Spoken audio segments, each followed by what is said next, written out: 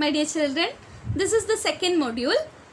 In this module, we are going to discuss the next category of operator, that is identity operator. As I said before, identity is nothing but the memory. Identity is nothing but the memory location where a value is stored. Either integer, float, string, list, dictionary, whatever the data where it is stored. That is called a identity.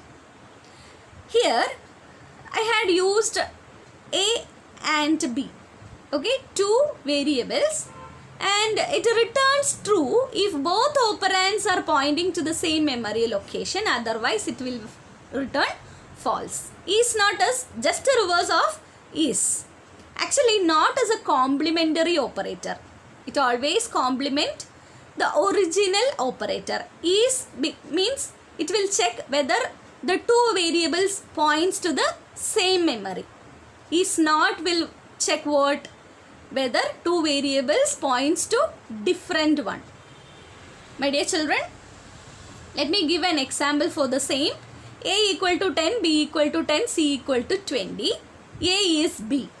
It will return true. And A is C.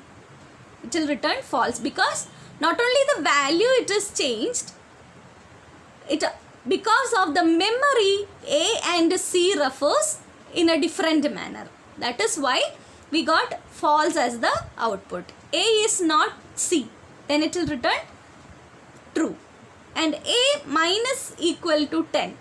Now it returns true.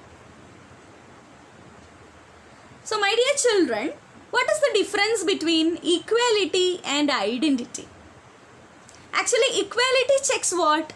The values. A comma B equal to 10 comma 10. Now A equal to true. A equal to B become true. That means 10 equal to 10. That is the checking happens there. But A is B. At that time, it is checking the memory address, not the value. Not 10 is checked there. The memory address A and B points to. That is the thing it is checking. So equality and identity are different. Equality means checking the values, whereas identity checking the memory address, whether the same two variables points or focusing to the same memory address. Here look at the example. S1 equal to KVOEF, that is string, and in S2 I am getting a value from the user also giving the same string. Okay, so in S1 and S2 we are having same string. So if we are checking S1 equal to S2, it will provide true as the output. But if we are checking S1 is S2, then the compiler or the interpreter will result false. Why? Because the first S1 focused to some different memory, S2 focused to some other. That is why we are getting false as the output. Then S3 equal to KVOEF. Again we are assigning the same string to another one. Then our checking is S1 is S3. That means what? It checks the same string. So it becomes true. So my dear children, if you are getting the if you are getting the input from the user, it will store in a different memory location. Whether you are giving the same string or not, it will stored in some other memory location. That is why you are getting false as the output. Few cases Python creates two different objects that store the same value. Input of string from the console. Console is nothing but that is the output window. Input of string from the console, that is the user giving inputs. Dealing with a large integer, that is as we all know, Python allows many digits for a integer. That is, there is no such limit for a integer. That is why dealing with large integer value, dealing with floating and complex literals.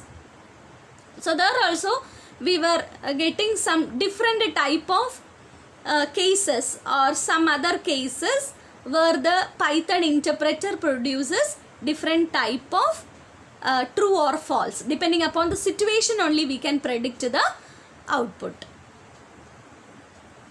The logical value association with the other type.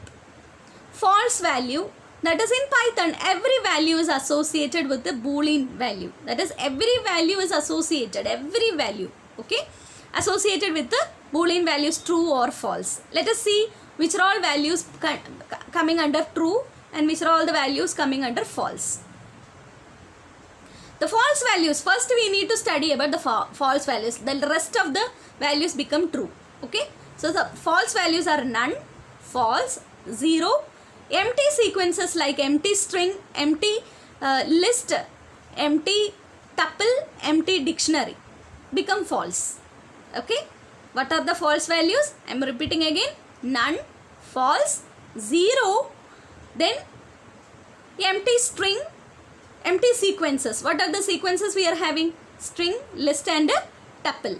So empty string, empty list, empty tuple and empty dictionary becomes false values.